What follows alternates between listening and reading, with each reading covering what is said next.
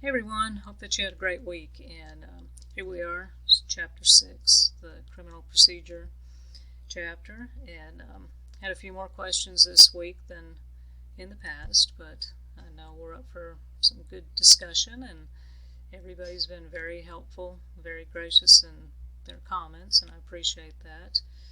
The very beginning of the chapter, the Steiny Richards case, when they found drugs in the hotel room, Richards claimed that they did not knock or announce their presence. In the case, it was reasonable for the officers to enter the room. But my question was why the motel manager, the owner of the property, was not able to give consent. Is that something there with the motel, or is it due to a rental agreement with the patron that rents the motel room? Do they have to give the consent, or is it the owner? Found it interesting, Module 4 video, the Collins versus Virginia case. I thought it was crazy that the search was found unconstitutional. Granted, the police officer went onto private property.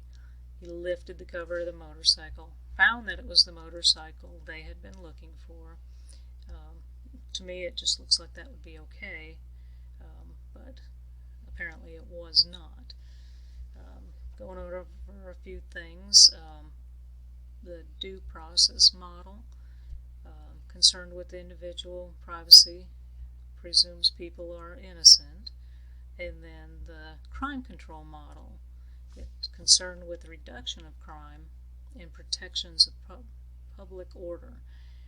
That's where they presume that the defendant is more likely guilty. With that, I enjoyed Sir William Blackstone's words in the end, where it says, it is better than 10 guilty persons escape than one innocent suffer. So I thought that was neat. But criminal procedure on page 142, the Fifth Amendment prohibits self-incrimination but requires a person to take a breathalyzer test or give a blood sample. That does, they pointed it out in the book. It seems a little contradictory how, you need to give a breathalyzer, but it can incriminate you. I'd kind of like a little bit of input on that, how those two work together. Probable cause. That that just seems so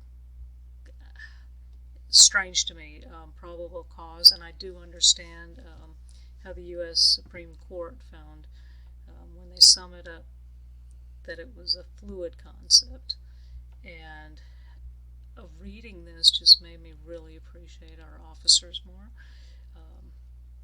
Probable cause just seems, it's so hit and miss. It's not a black-white area. There's so much gray in between. The searches of vehicles after an arrest seems logical. Looking at the Arizona versus Gant in 2009, it's now that a vehicle search is not permitted unless it's for evidence related to the arrest. I'd like a little clarification on that, because to me it looks like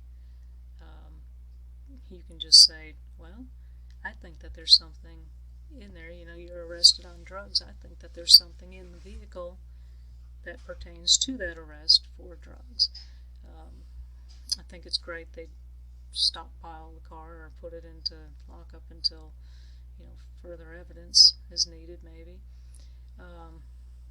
I like the plain view, open fields doctrine. It seems that officers are bound by so much red tape usually, and if I'm correct, I'm not sure on this, but it looks like these two doctrines allow officers to seize and use in court the evidence found without a warrant. Abandoned property. Thought it was interesting about items, throw it in the trash can. It's still not abandoned until you wheel it out to the curb for pickup. Thought that was kind of different, but Special needs of law enforcement part, particularly the administrative searches covered, that covered the questions I had pertaining to my daughter and the searches in school. So I liked reading that part. It explained good. The flow of procedural reasoning in search and seizure flowchart on page 151. It's pretty straightforward. Looks simple, follow. You look at the book, and I just can't imagine in the field, though, an officer going, well, wait a minute, what did that flowchart mean? Again, great respect for officers. A lot of snap decisions, and I can't imagine thinking back to a flowchart if I was in a demanding situation in the field. The Scottsboro boys, wow, what a sad story. Misrepresentation, unacceptable practices was really something. And then to find out only 4 of the boys knew each other before this incident even occurred. I hope and pray, and it seems that things have gotten better since that occurred years ago.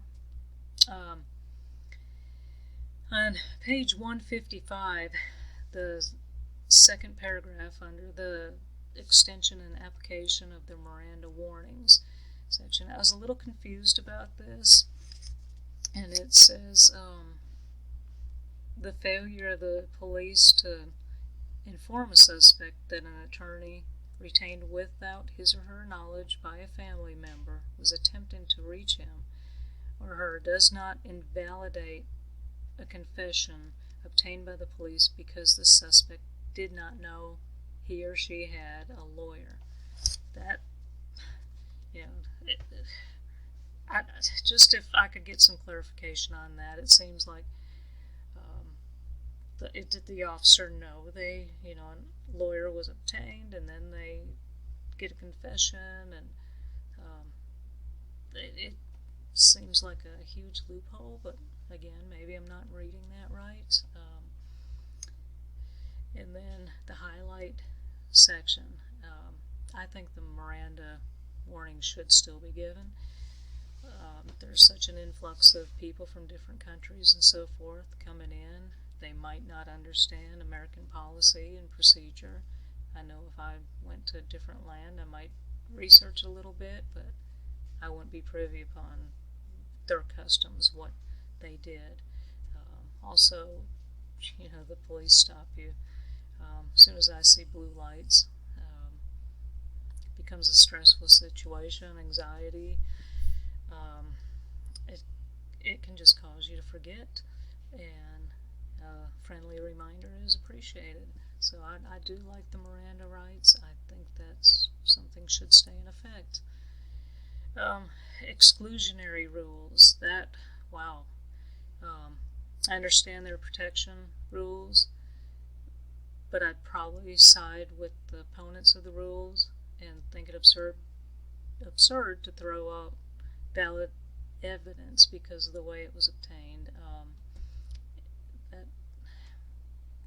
Those were a hit and miss on those.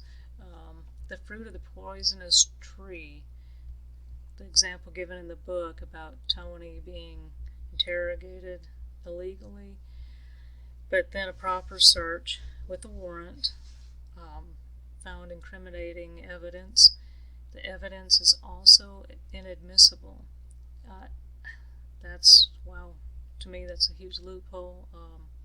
Don't see how that works, but again, I had a few more questions, a little more clarification needed on some of these, so appreciate it. Hope everybody had a great week, and looking forward to a good one. Enjoy the discussion, so have a great week, everybody. Thank you.